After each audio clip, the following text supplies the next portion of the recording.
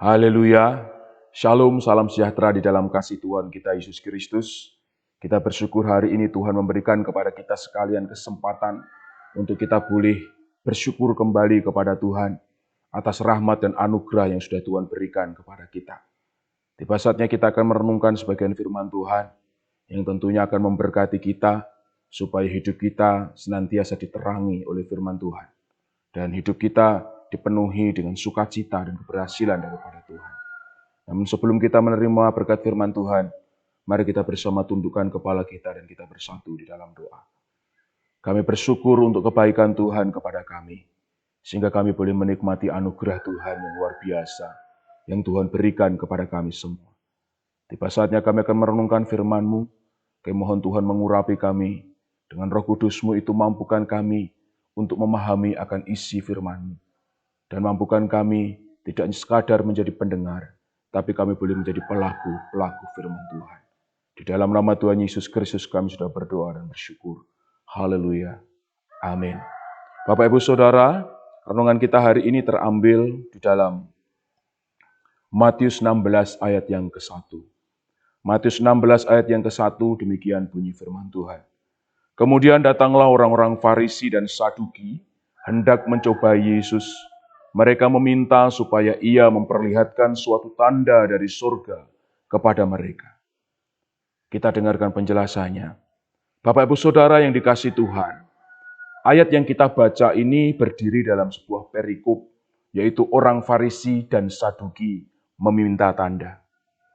Farisi secara literal memiliki arti diasingkan, dan orang Farisi adalah kelompok religius di dalam Yudaisme. Mereka memperjuangkan pengetahuan yang mendasar tentang Taurat dan tradisi nenek moyang mereka, baik itu terkait dengan Misna maupun Talmud.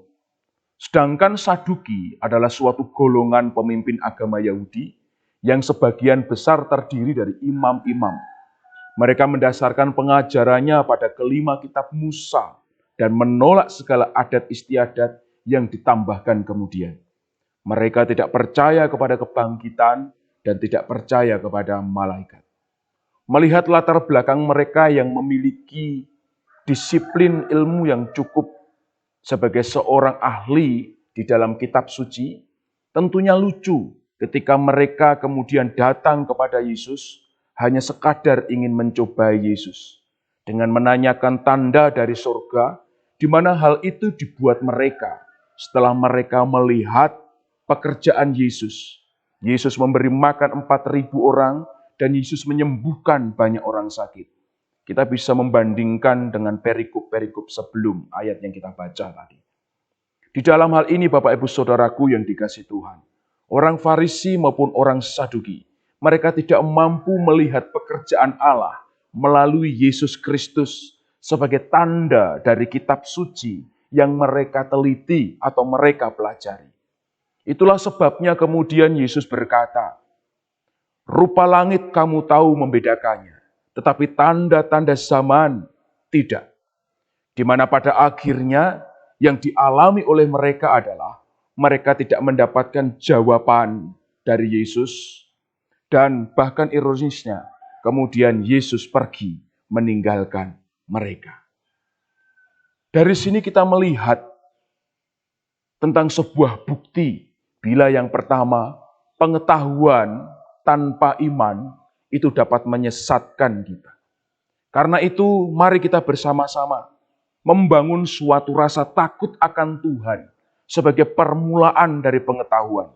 Agar pengetahuan yang kita miliki tidak membuat kita tersesat dan meninggalkan Tuhan. Tidak membuat kita tersesat dan tidak percaya kepada Tuhan. Yang kedua, posisi sebagai Farisi atau Saduki, sebagai ahli di dalam kitab suci, tanpa fungsi adalah sebuah kebohongan yang merugikan. Karena itu, mari kita berfungsi dalam setiap posisi yang dipercayakan kepada kita, supaya posisi kita benar-benar menjadi berkat bagi banyak orang. Dan berfungsilah supaya kita mendapatkan posisi yang layak bagi kita semua. Dan yang ketiga, yang terakhir yang kita pelajari dari ayat ini.